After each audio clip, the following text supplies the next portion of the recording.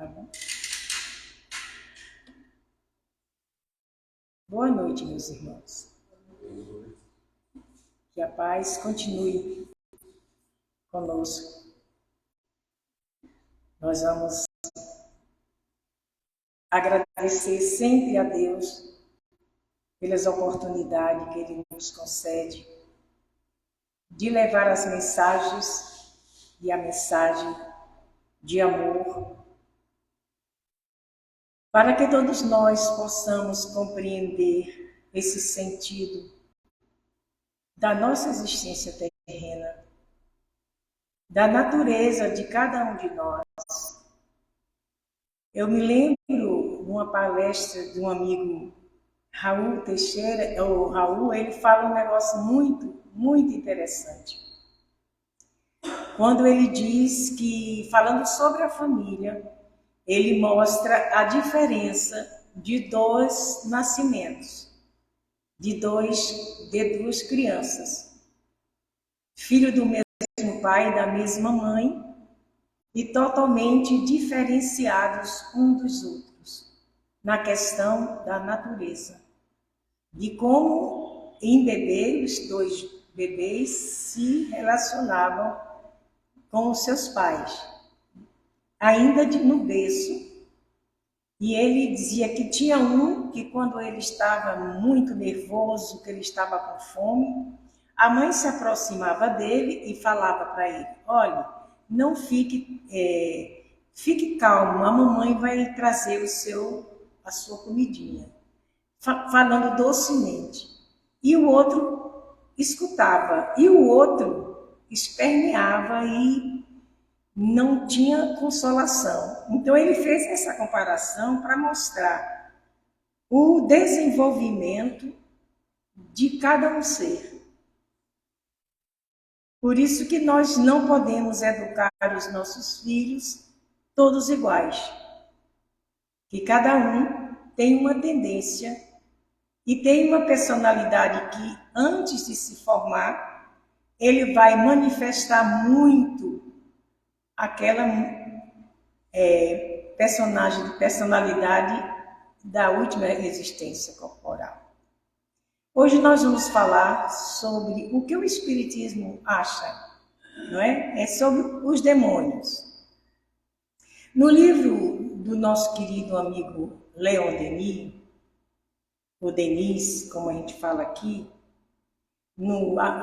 depois da morte, ele faz uma relação de todos os momentos religiosos da Terra, a começar antes do Cristo, muito antes de Moisés, até os processos onde ele começou a aprender e a estudar a doutrina espírita. E ele faz essa comparação desde o início de todo esse processo de evolução e mostrando como era quando a presença do Cristo, quando ele chegou, ele trouxe uma renovação de pensamentos. Ele manifestou um ato de amor e de benevolência para com todos nós, ou com todas aquelas criaturas que estavam vivenciando naquele momento da Terra. E ele trouxe uma mensagem de que nós perdoássemos os nossos inimigos, que não guardássemos rancor, nem mágoa, nem ressentimento. E o perdão teria que ser constantemente, até nós alcançarmos essa libertação. Porque quando nós compreendemos o outro, nós é quem ganhamos.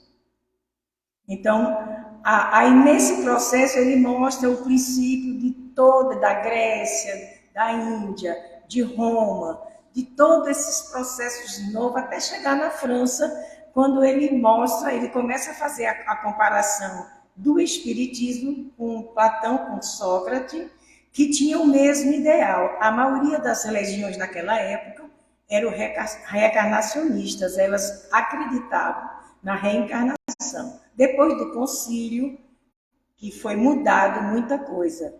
Parte do evangelho do próprio Jesus, a maneira que foi passado, algumas coisas ficou sem estar completo e às vezes faltava alguma coisa. Mas o que ele deixou e o que foi feito pelos evangelistas, pelos seus discípulos, veio a compreensão, né, de um Deus bom, único, maravilhoso. O Moisés, ele tinha um processo de muita dificuldade, porque ele ainda estava vivenciando aquele momento na terra, de que as bênçãos dos céus que seria nos dada era através de terras de muito gado, muito carneiro. Então, tudo isso era a promessa que Abraão fazia para todos aqueles seus discípulos. Jesus chega e pede para a gente não nos apegarmos às coisas materiais, apenas zelarmos por tudo aquilo que nós conquistamos através da vontade de Deus. E depois desse concílio, depois de renovações da igreja, foi se colocado, porque o demônio era uma forma de dizer que é um gênio, né? Um gênio do bem ou um gênio do mal, ele era considerado uma pessoa altamente inteligente. O que é que acontece? Eles agora mostraram um demônio que ele dominou toda a terra. E até hoje nós ainda vimos muito dentro da religião católica, da religião evangélica e de alguns outros conceitos de vida, né? Até da própria Umbanda, do processo de coisa, que os espíritos, se você não trabalhar, se você não fizer tudo certo como eles mandam, nós seremos castigados. Existe ainda um processo disso dentro da própria Umbanda. Do Candomblé eu não tenho conhecimento, da Umbanda eu tenho conhecimento mais, que eu estudei mais. Mas aí isso foi uma forma deles, dos bispos daquela época, amedrontar as pessoas. É um gênio do mal, mas não foi criado por Deus. Porque Deus criou todas as suas criaturas, todos os seus filhos, ele criou de iguais condições. Porque não existia para Deus privilégio. Porque assim ele não seria um Deus único, um Deus presente, onipotente, bondoso e altamente generoso.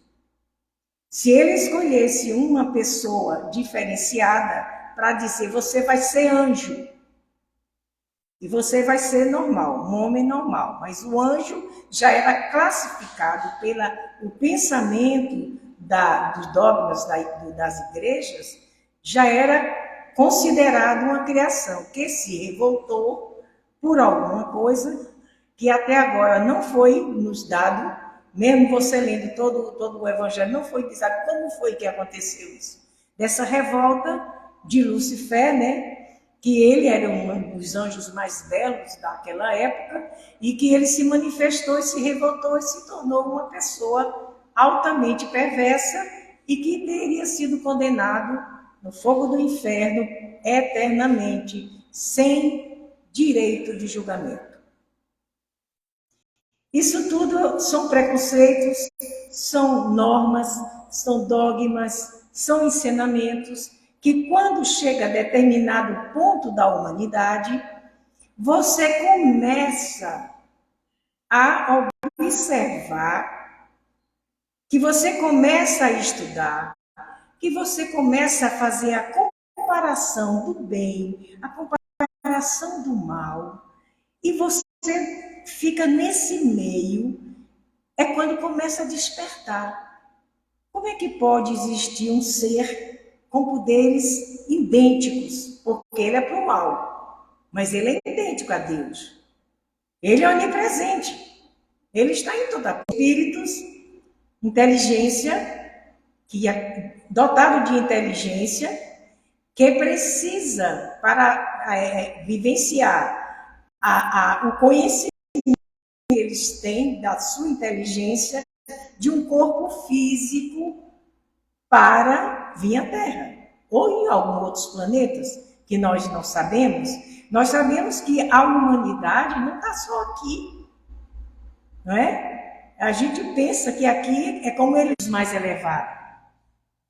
Então é por isso que dá essa dificuldade tão grande que acontece para que as pessoas comecem a raciocinar. O bom da doutrina é que ela não fala de nenhuma religião, porque toda religião tem o seu segmento para o bem. A maneira que é de... E é coisa que muitos de nós não queremos, porque dá agonia no cérebro, dá cansaço mental de você ter que raciocinar. A doutrina espírita encanta, para mim foi um encantamento. Está ligado realmente a esses preceitos de anjos bons, anjos que não são bons, que são os anjos que são orientados pelo Lucifer, ou pelo demônio, ou pelo cão, como a gente chama, ou qualquer coisa, e a gente fica dentro de um pensamento que nos leva ao medo e ao pecado. Tudo que ocorre diferenciado, ou às vezes dos próprios dogmas da igreja de dizer que casou, isso é uma coisa tão simples, mas só a morte separa. E quando a pessoa se vê em um momento da sua existência encurralado dentro de um processo de muito sofrimento, que o sofrimento maior não é o físico, o sofrimento maior é o psicológico, que eu posso fazer com você ou você pode fazer comigo. E quando você sai desse processo e você diz, acabou, não quero mais, naquele momento mais extremo do seu esforço para manter uma aparência, aí vem a culpa. Aí você lembra do demônio. Aí você lembra que era para não fazer. Tudo isso são processos que escravizam o espírito. A doutrina espírita, mesmo naquilo que nós mais gostamos, é bom para a nossa saúde física e psíquica. Porque se eu bebo demais, constantemente, todo final de semana,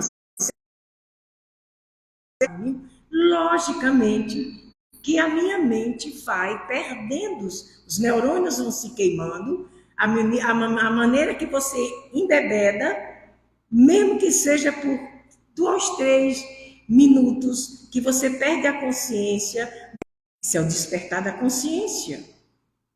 Porque nós não precisamos de nada externo para manifestar a alegria, para manifestar em nós a capacidade de amar e de perdoar. A capacidade de nos alegrarmos. Então, nós temos que compreender. Então, a nossa vida se torna o quê? Um inferno. É um inferno profundo de tantas angústias. Então, nada é cortado de nós, mas nós temos a resposta. Que eu peguei o céu e inferno para a gente dar uma olhada. Veja bem que eu falei no começo. Ó, segundo o Espiritismo, nem anjos, nem demônios são, não são separadas umas das outras. Não há uma distinção de que para você eu dou tudo porque eu te quero bem. Para você que eu não quero bem, eu não te dou nada. Você, não é? Por isso que a criação de um corpo, que esse corpo vai ser como é que diz? Habitado por essa inteligência, que é o espírito, e com o nosso perispírito também, porque eles precisam dessa camada perispiritual para que ele possa acoplar, né? Dentro do útero, ou dentro, no momento da concepção, para formar o corpo. O nosso corpo, apesar da nossa hereditariedade do DNA, de todo o processo genético que nós temos, o nosso corpo está sendo preparado. A fisionomia vai parecer com os pais que eles têm. Manifesta claramente. Poxa, esse menino fez um gesto agora igual o Marcos. Esse menino parece filho de Marcos. É uma identificação.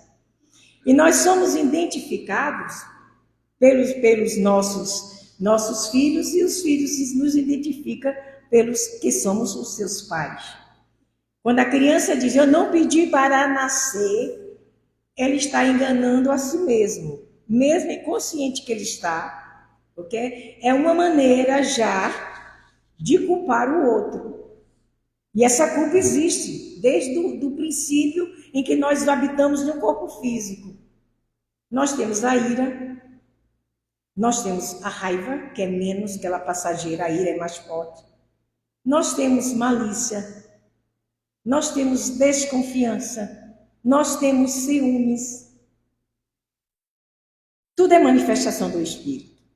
O corpo é apenas um envoltório. O corpo é apenas uma peça que nós precisamos utilizar para viver nesse mundo fenômeno, que é o mundo da aparência, do sentido da vida.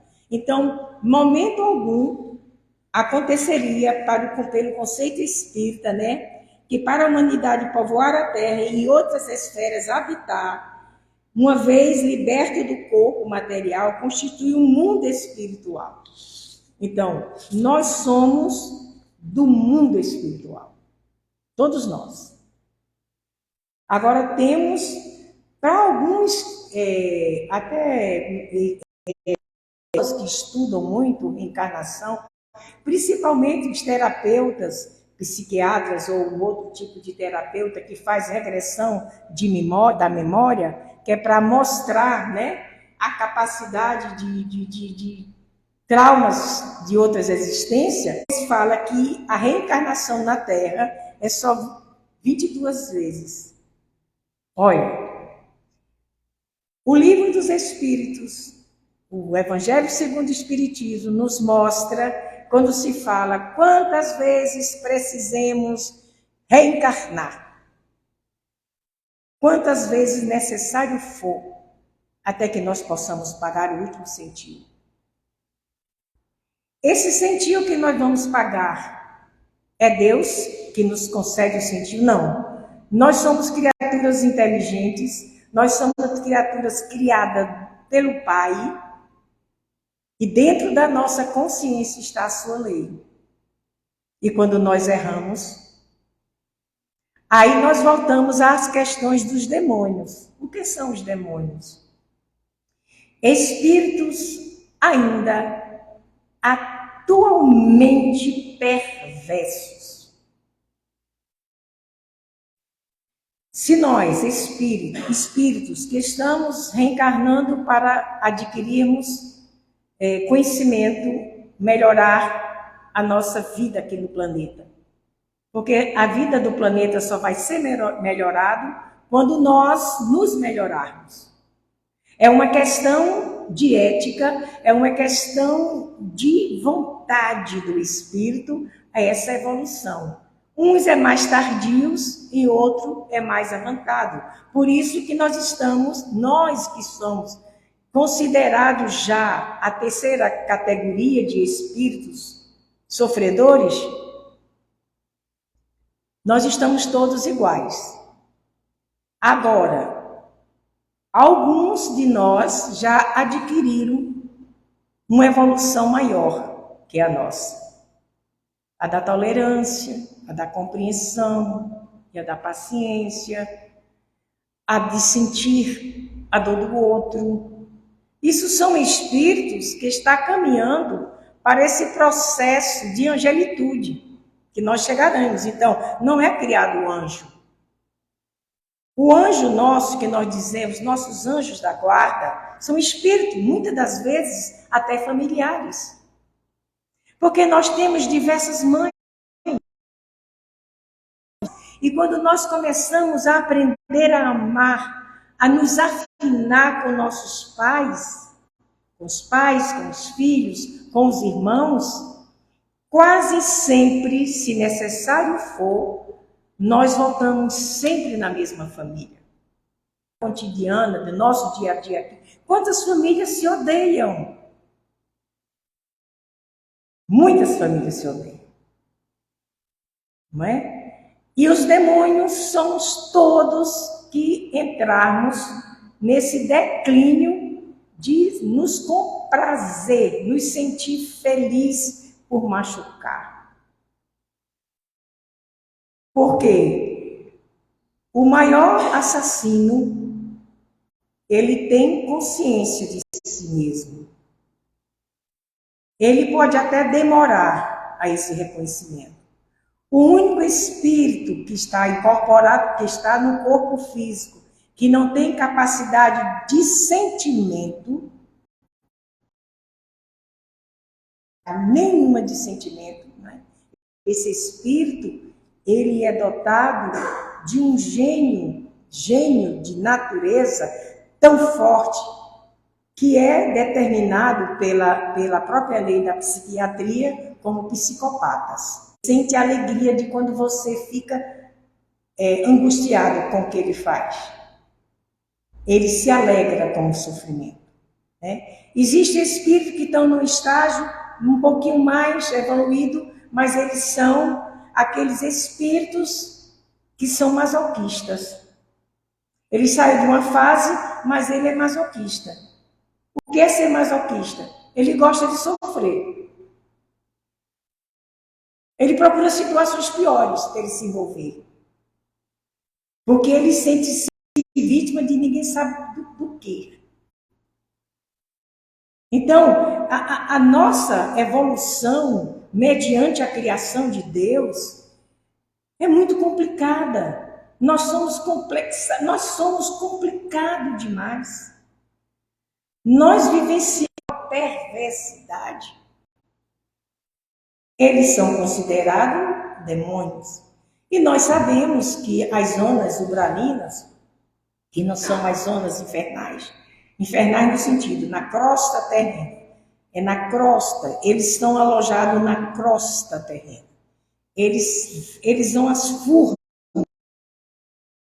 como se fosse aquelas minas, né? De carvão, aquelas minas que tem aquela coisa estreita onde eles descem e passam ali. Então eles vivenciam aí. E eles são dominados, alguns são dominados pelaquela inteligência. E ele era um desses comandantes dessas furnas. Ele tinha um exército dentro dessas furnas. E ele comandava todos. E essas pessoas que eles vinham aqui à Terra e começaram a emanar pensamentos na mente daquela pessoa, eles conseguiam trazer pelo medo aquela pessoa. E quando ouvia o desenlace daquele espírito, eles eram levados para as furnas. E lá eles seriam escravos, que a gente vê muito isso. A mãe dele fez de tudo para salvar esse filho. E André Luiz, nesse livro, é muito bom esse livro, muito forte. Chegar até ele. E naquele momento, era considerado um demônio. E naquele momento, ele começa a chorar. Que o primeiro passo para a gente melhorar é a gente tempo, mas ele passou 500 anos nesse local. Quantas reencarnações essa mulher não teve, algumas ou outras, e até nunca desistiu dele. O que fez aquela libertação? O amor. Então não pode haver uma alma que vai queimar eternamente no inferno como demônio, não é? E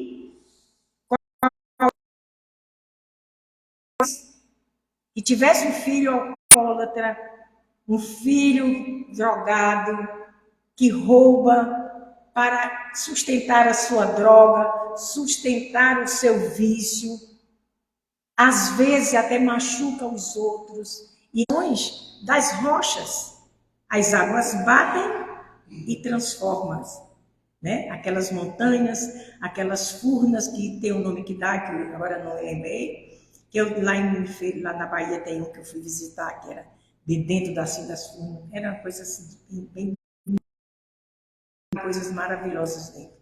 Então, ela não teria mais o sossego. Mãe que erra, porque é ser humano, que tem direito a ser feliz, tem direito a amar, tem direito a espiritismo. Começamos é uma faculdade que nunca acaba. Sempre a base é a codificação, mas de vez em quando chega informações, porque o próprio Kardec disse que não teve informação completa. E ele, a ponto de não ter nenhum recinto de orgulho, que era o espírito de escola, de dizer se a ciência descobrir algo mais exato, deixe o espiritismo e siga a ciência. Era um espírito de uma... Eu me lembro quando se fala em espíritos perversos, espíritos doentios, que todos nós temos uma parte desse mal, nossa sombra, que a gente vê uma criança. Uma vai te acariciar, outra vai te dar na face. Uma já venceu o instinto, mas a outra não venceu ainda. Tocou nela, ela vai. Então, tudo isso, a natureza não dá saltos.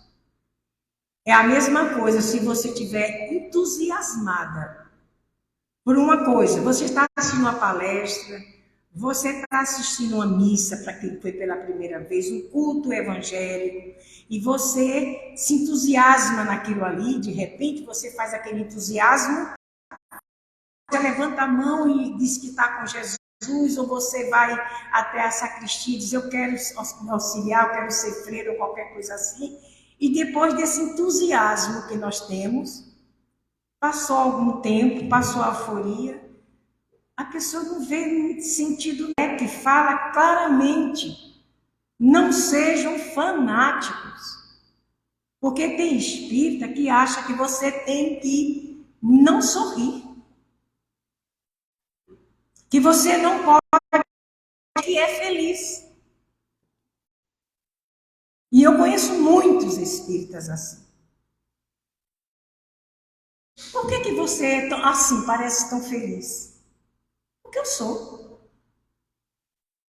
Porque nada que aconteceu na minha vida me tirou buscar o outro, erguer ele e se erguer, você vai cair no poço. Quanta gente tira o outro que está bebendo, passa e cai no erro. Não é verdade? É tudo tempo. E outra coisa, o único tesouro, a única fortaleza que nós temos é o nosso caráter. Então, é isso. Quando eu conheci a doutrina, eu estava amargurada, sem entender por que eu perdi meus filhos. Nunca fui revoltada. Não tinha conhecimento espírita, mas nunca fui pessoa revoltada. Eu era médium, trabalhava na mediunidade, mas eu não era espírita. Trabalhei muitos anos, 20 anos, isso aí. Mas eu nunca me revoltei com Deus. Eu acho que lá no profundo da minha alma, eu já tinha algum entendimento que não era culpa dele. Aquilo era um processo de resgate meu. E a doutrina espírita, eu me lembro a primeira vez que eu estive na casa de Irmã Rosa, é por isso que eu sou grata a ela, por causa de Dona Lourdes, que morava vizinho da minha mãe, e chamou minha mãe, que minha mamãe gostava de espiritismo. ela lia os livros e tudo. Eu tinha medo, não somos espíritas, não temos que ter medo de Satanás, mas sim dos espíritos maus e dos nossos inimigos ocultos. Porque nós já machucamos muita gente. Já traímos, já matamos, roubamos. Nós já fizemos muita bobagem. E por que é que o mestre diz assim, não julgueis, para que não seja julgado? Ele sabe. Cada dia, como disse os nossos queridos psicólogos, temos sombras, mas também temos os cavalos dentro de nós, que essa força, é uma força, eu sou sagitariana, sou a metade, né? Já sou meia cavalo mesmo. De minha avó, 10 anos. Eu comecei aos 9 e terminei com 19 anos quando ela desencarna. Aí eu não for mais, porque eu não acreditava nos demônios. Eu não acreditava no inferno. Eu não acreditava que podia existir coisa para a pessoa morrer queimada o tempo todo. Eu não acredito. Nunca mais eu fui à igreja. Então, a gente vê que são coisas que já está pré-estabelecida na nossa bagagem espiritual. Então, nós espíritas acreditamos em homens que perderam seus corpos. Eu comecei a frequentar esse presídio, só tinha uma ala de presos. A gente fazia a nossa reunião com eles na sala que eles comiam. Aqui era a sala e aqui era a cozinha, cada um com facão cortando as carnes, pá, pá, pá. E a gente fica presa dentro, ninguém sai. A gente prende a gente lá. O evangelho, o nosso grupo era muito pequeno e a gente deixou. Entendeu? Então, e na ocasião que meu filho sofreu o acidente, minha gente, para encerrar, por isso que eu digo que o amor está em toda parte. Eu conheci um jovem lá. Eles mais, porque tinha muita rebeldia, muita coisa lá dentro, eles impediram. Então a gente mandava para a própria direção, para eles darem para quem quiser, né? E esse rapaz, no dia que eu cheguei lá, ele estava com a cabecinha. Eu disse, mas por que você cortou seu cabelo tão bonito? Esse é porque agora eles não deixam a gente ganhar o nosso creme, a senhora mandava o creme para mim. Agora eu raspei para não, porque não fica melhor ela pelada. Tá bom. E esse mesmo rapaz, quando ele viu o Paulo, ele disse o seguinte, olha, dona, se eu estivesse aqui, em 3 semanas eu arranjava besteira para a senhora. Eu assaltava, chegou assim, eu assaltava com 3 semanas, eu dava esses 300 mil para a senhora. Tá vendo? Existe amor. Amor tem que ser feliz. Ele ter hoje não. Todo mundo passa, por que assim um pastor que prega o tempo todo não morria de um acidente? Não é? Isso aí faz parte da rotina da vida. Então nós temos que entender. O espiritismo, a gente precisa trabalhar,